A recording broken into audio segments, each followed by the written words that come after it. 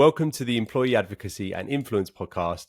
My name is Bradley Keenan. I'm the founder and CEO of the employee advocacy platform, DSMN8. And this is version 2 or season 2 of a podcast. So for people who've listened to it before will know that generally it's just me speaking. And essentially where we've got to with it is I've run out of stuff to say. So I've asked Lewis to join me on the podcast. So I'm going to hand over to Lewis now so he can introduce himself. Yeah, my name's Lewis Gray. I'm Senior Marketing Manager here at DSMN8. Brad, I never thought I'd hear the day that you said you'd run out of things to say. I'm just being polite. So this podcast, so when we originally had the idea of producing a podcast, we wanted to keep it really tactical. So when people were listening to it, they could essentially come away with something rather than this just be an opportunity to interview people and kind of get their life story. So the goal of this podcast remains the same, is that if somebody is listening to this, ideally, they are either running an employee advocacy program at the moment, or they are looking to launch one soon. And our objective is to give you information that can help you do that. And we try to keep everything platform agnostic. Obviously, we run an employee advocacy platform, but pretty much everything we speak about, you could put into place even if you weren't using an employee advocacy platform. So this podcast is, we're going to try and pick topics or things to discuss. So we've come up with the idea of having this podcast focused around the 3 enemies of employee advocacy. I'll start with what I consider to be one of the biggest enemies of employee advocacy, which is an outdated or just not up to date social media policy. So either not having a social media policy or having one that's outdated. And what I mean by that is, if you think back to the advent of social media, companies were introducing social media policies, but generally speaking, they took the approach of don't talk about us on social media, and if you do, you're in big trouble. What you have to consider is, if you're trying to launch an employee advocacy program and you haven't communicated this change in attitude towards social, then your employees are going to assume that the attitude to them posting is exactly the same as it was when social media first came about, which is don't talk about us on social media, or you'll get in trouble. So you either need to update your social media policy so that it clearly communicates this change in attitudes towards social, or you just need to write one. Brad, I don't know how many times you've seen this, but I've heard about so many companies who just don't have a social media policy at all. 100%. So your enemy of employee advocacy was one of mine, and I'd phrased it slightly different. So I had the enemy of employee advocacy being a fear-led social media policy, which is something that I see all the time. So people will say, we've got a social media policy, and essentially what that policy is a document that would, quite frankly, it would just scare the crap out of someone to ever actually post on social media, because it's just a list of things that can go wrong. And we had a client, or a potential client, who I spoke to a couple of months ago, and they were talking about their social media training, and basically their social media training was just, here's all the things that could go wrong.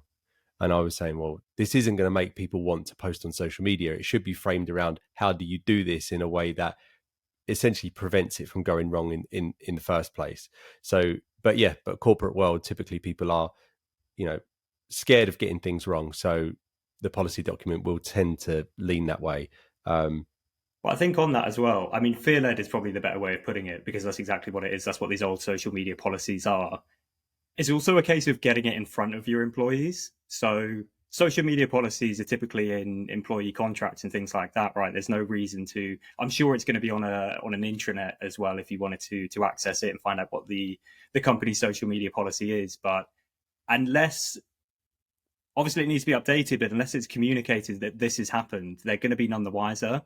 Even just doing something as small as sending out an email to, all employees, just saying that you've updated your social media policy. But in terms of launching an employee advocacy program, just making it part of the onboarding process. So just getting the social media policy in front of them.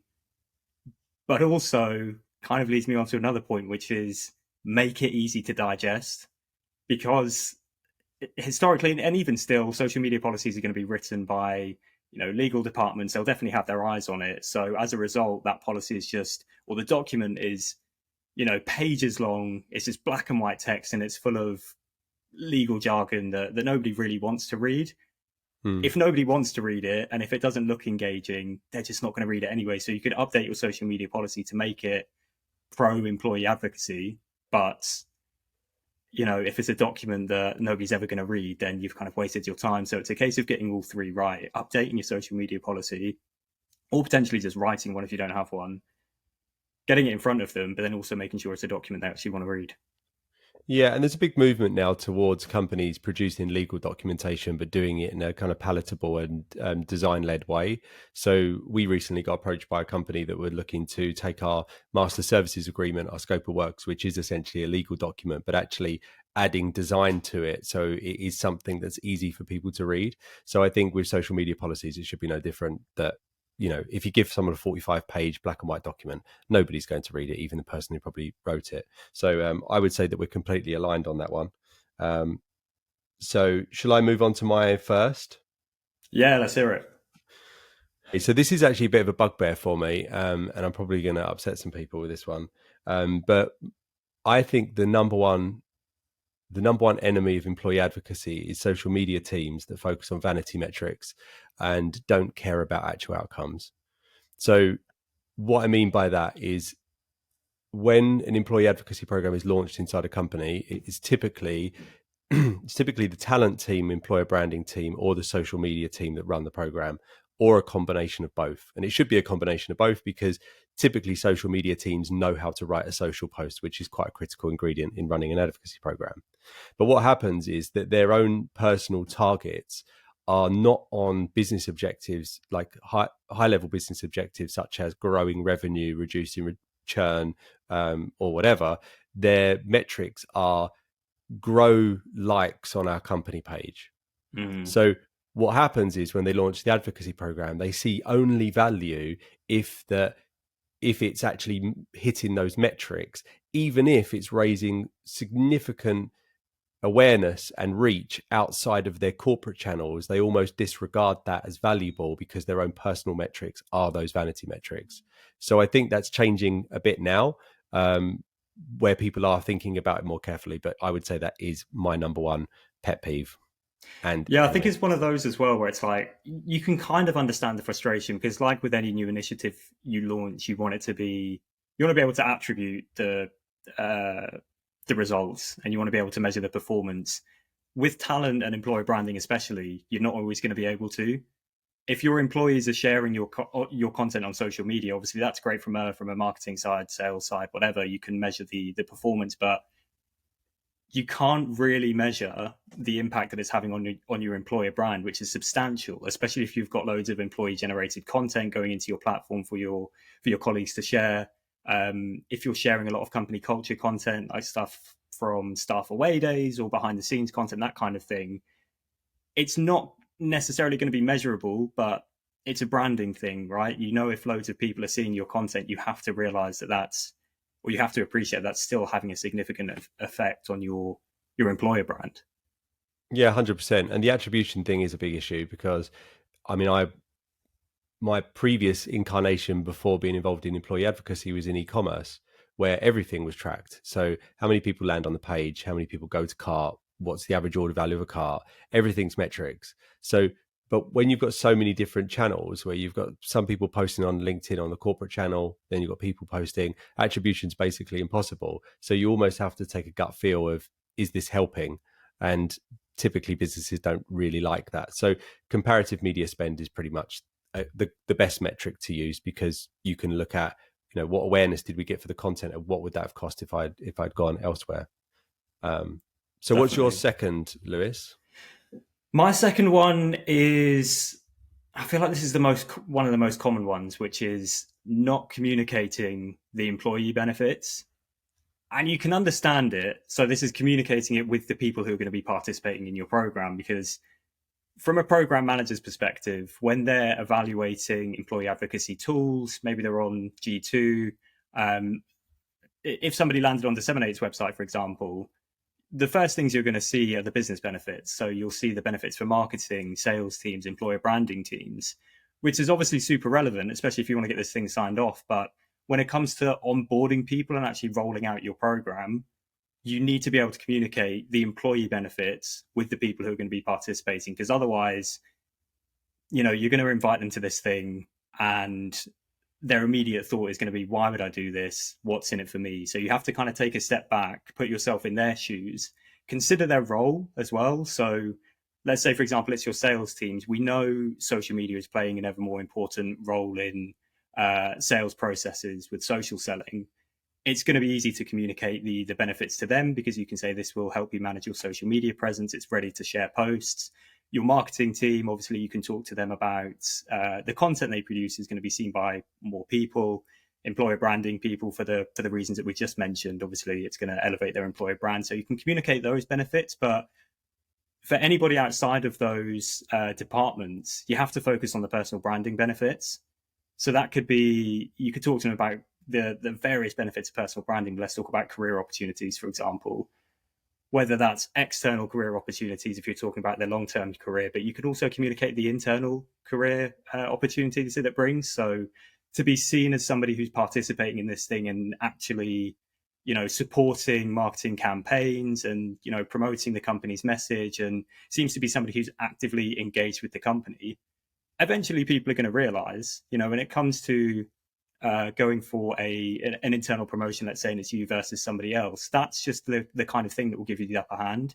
You have a personal brand online, but also you're actively engaged with the company and you seem to really care. So there's so many different benefits you can communicate, but just so often when program managers are inviting people, they'll just say, we want you to do this because we want our content to go the extra mile. It's like, that's great for the company, but you have to make it valuable to employees. Otherwise, they just won't see the value.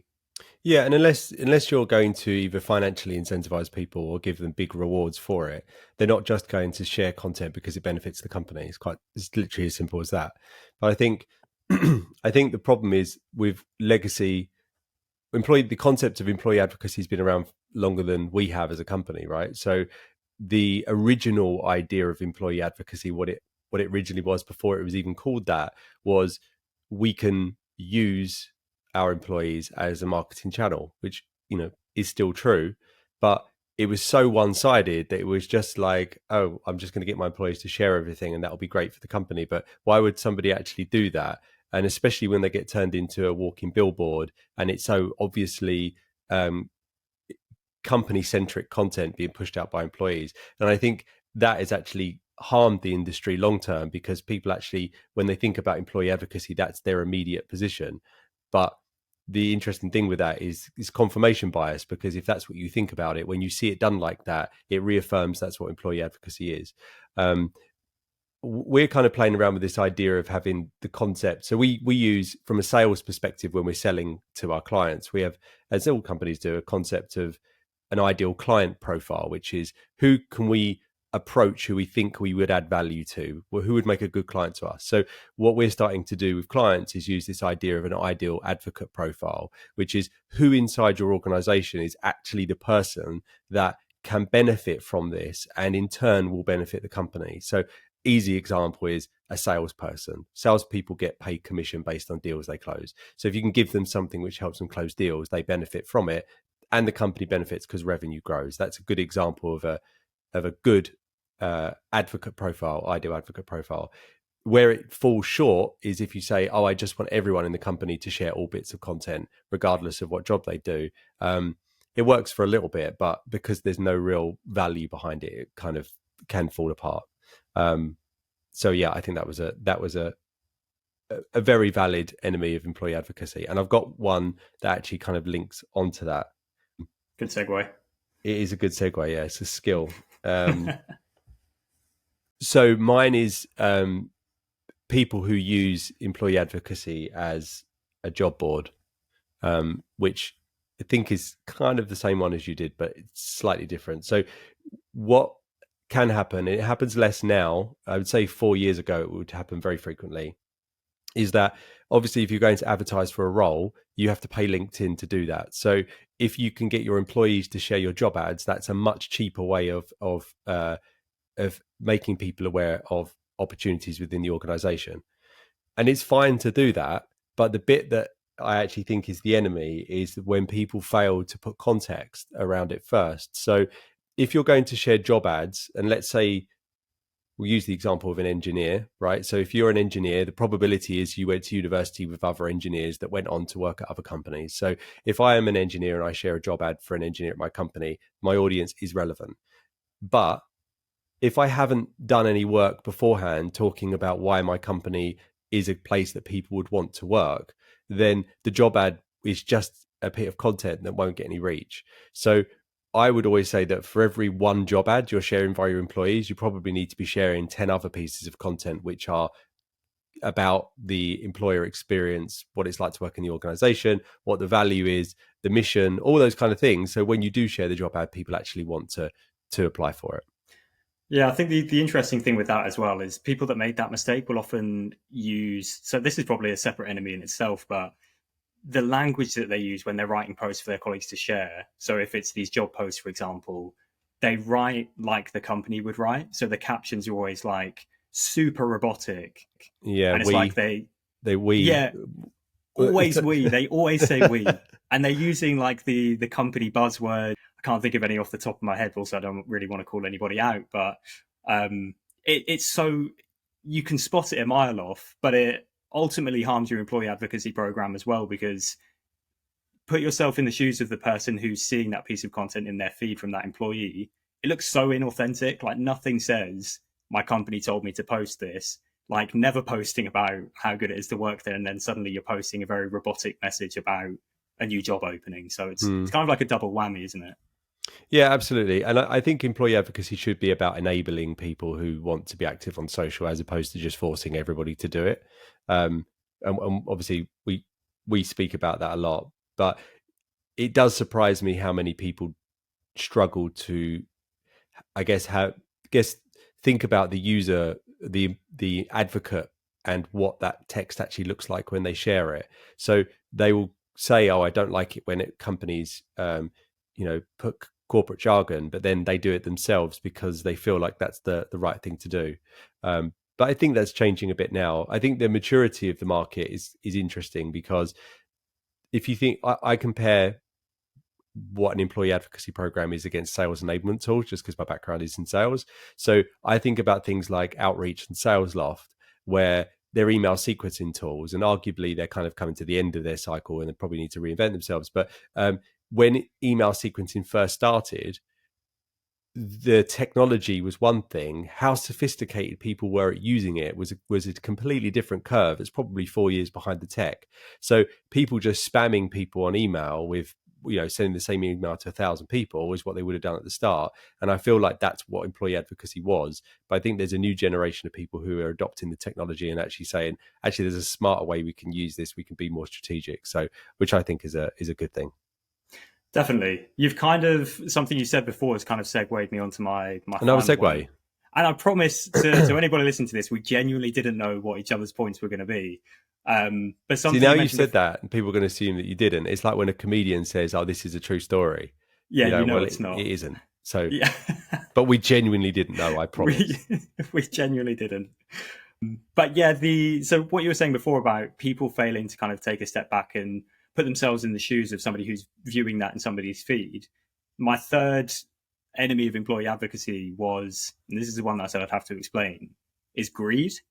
And what I mean by that is often program managers will launch an employee advocacy program, or a company will launch an employee advocacy program, and they want to see results fast, which is great. Obviously, you want this thing to get off to the best start. You want to see maximum results. That's obviously your goal. That's great. But what they fail to do is limit the number of times that employees can share per day. So let's use LinkedIn as an example, and let's use DSMN8 as the example, because within DSMN8 you can choose how many times employees can share through the platform per day. And the reason that we offer that is because if your employees are posting, let's say 5 to 10 times per day, and you're encouraging that, whether that's by saying share as much as you can because we want to get this piece of content out there, or maybe you've offered an incentive that's caused this to happen. So let's say you're using a gamification tool, like you're running a leaderboard within the platform for people who share the most, and maybe there's a prize for whoever tops that leaderboard at the end of the week. And as a result, people are sharing 5 to 10 times per day because they want to get all those shares out. what you'll see to begin with is an increase, because obviously your program will start to go up and up and up, because you'll see shares go up, clicks will start to go up. That will then plateau very quickly, and it will actually have an inverse effect, and it will start to go down. So the performance will rapidly decrease. The reason for it, I mean, there's two reasons. People will quickly realize it's inauthentic. If you go from not posting at all to all of a sudden you're posting 5 to 10 times per day, even 3 times per day, I think can be a bit much. It looks inauthentic. People will stop engaging with your content, but that has a double whammy effect, because LinkedIn's algorithm then says, hold on, you're posting a lot. Nobody really cares about the content that you're sharing. Nobody's engaging with it. And as a result, your future posts are shown to less people. And that's why, obviously, like I said, it plateaus, but that's where the decrease starts to happen. So it's great that you want to see people sharing more and you want to get as many clicks, right out of the gate as possible. That's amazing, but do it strategically and do it within region. Don't get greedy from the start and think, I'm going to ask people to share as much as they possibly can, and then I'm going to take the first week's performance to, I don't know, the CMO for validation or whatever it is. Limit if you can. I think that's one of the most important things, is just limiting the amount of times they can share for authenticity's sake and for the longevity of your program as well. Yeah, absolutely. People sharing 5 pieces of content a day, especially if every single one of those pieces of content is just a link to another piece of content, is definitely not something people want to do. I think one of the problems that's caused by that is actually gamification. So obviously, I have to tread a little bit carefully because we have gamification in the platform, but gamification is great if it's an afterthought and it's a kind of thank you.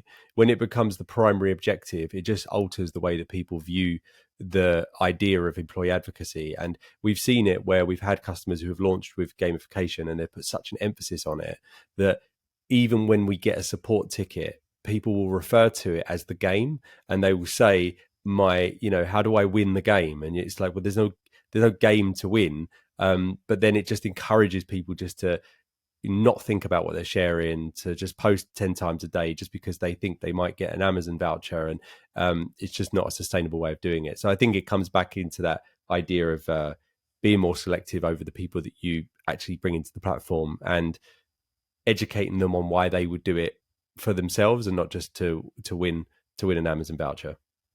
Yeah, and also it's not only does it appear inauthentic because suddenly they're sharing 5 to 10 times per day, or let's just say more than 3, chances are they're also just not taking the time to add their own spin on that piece of content. So the beautiful thing about an employee advocacy program is that you can provide, again, I'm speaking about DSMN8 here, but you can provide captions for your colleagues to use when they're sharing. Perks of doing that, obviously, they can then share without having to think about it. They can just jump in. There's content ready to share. It's pre-approved by yourself or the program manager. But you want to encourage them to kind of have their own take and to write their own captions. That's there for convenience, but you want to encourage them to share authentically. And if you've done a good job of communicating the employee benefits, then they should be doing that anyway, because they want to add their own take. They want to build their personal brand. But if they are sharing 3+ times, then it's just very quickly going to get, they're clearly not putting any thought into it. It looks horrendous. I mean, I've tested posting every day and I've tested posting twice a day. And even testing twice a day, it has a big impact on reach, because as soon as you share something, it basically cancels out the growth you were getting from the last post. So if you share 5 things a day, you're basically giving your post an hour before you cancel it. So yeah, I think that's a good one. My final enemy of employee advocacy is internal communication teams, and I'll explain why.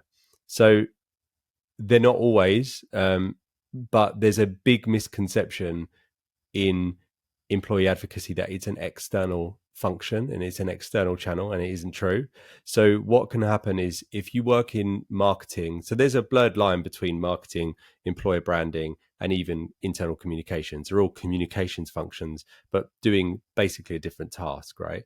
So an internal communications team is really there to educate their workforce about what's going on in the company, the mission, the value, all those kind of things. And your external function, marketing team, are there to take a message which we want to broadcast to the outside world. And we're going to do that through social and events or whatever we do.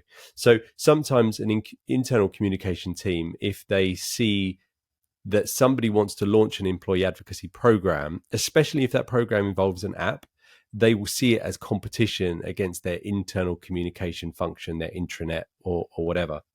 And it becomes a bit of an internal tassel. Tassel, is that word? Tackle? Don't know. Yeah, it works. Argument between marketing and internal comms, where they are almost fighting for that space of having the app. But in reality, when we looked at it, and it was some time ago, it was about a year ago, we looked at what percentage of interactions and clicks and comments were coming from internal people when somebody shares content externally, and it was over 30%. So what that means is that if your senior leadership are sharing content on social media, they're actually reaching the workforce that is an internal workforce. So it's an external channel that has internal value. And actually, when you compare that against the percentage of people who are logged into an intranet on a regular basis, you could argue that employee advocacy is a more effective internal communications tool than most internal communications tools. It's just done using an external channel. It's a really interesting one, actually. I can think about times where that's happened in the past, where it's not something, we work relatively closely together, but let's say you shared something to social. It could be a piece of industry news or something like that I might not have seen, but I can absolutely see how if you're in a bigger company, it could be something that the sales team shared. I don't know, and somebody from marketing has seen it and suddenly they're a bit more clued up about something that's going on in sales. So it's an interesting one. It's not one that I actually considered, to be honest. Yeah, it's kind of like if you worked for a public company, obviously you've got earnings calls that happen quarterly, and that is probably the best way to get your internal news, right? Because that is the truth. It's what you can't lie to those calls. They're very important. So if your CEO goes on there and says that revenue is down, then that is true. If internal communication says everything's fantastic, there's no validating that. So most people who work for a public company will, not most, but a large proportion of them will tune in when they do their earnings calls, because that is internal news. So I think employee advocacies can be very similar to that. Definitely. Yeah, I was going to finish up by saying about a few of the resources that we'll pop in the description or below, or, wherever you're listening to this podcast, it'll be in the show notes description. But that's probably something we can include in there, right, Brad? That piece of research we put together? Yeah, absolutely. I think there was a social post that went out. It's probably something we could redo actually and see how that's changed. Obviously, this probably was during COVID, so it'd be interesting to see what that data looks like now in the kind of hybrid workforce thing. So yeah, definitely. Well, with regards to the points I mentioned, we've actually put together a social media policy template just so that if anybody out there needs to update their social media policy, you can download our template, build on it, edit it, take away from it, whatever. It's just some ideas so that you guys can kind of get the creative juices flowing and include whatever else you need to include. But it's just a guide there for what we think is necessary. So we'll pop that in the description. And I'll pop a link as well to a guide that we've got on what we consider to be the comprehensive guide to the most common employee advocacy mistakes and how to avoid them. Awesome. And then if anyone wants to get in touch with us, LinkedIn's always the best way to do it. Appreciate everyone taking the time to listen to this podcast today or watch this podcast. And any feedback you've got, please feel free to send it over. Thanks for tuning in. Cheers, guys.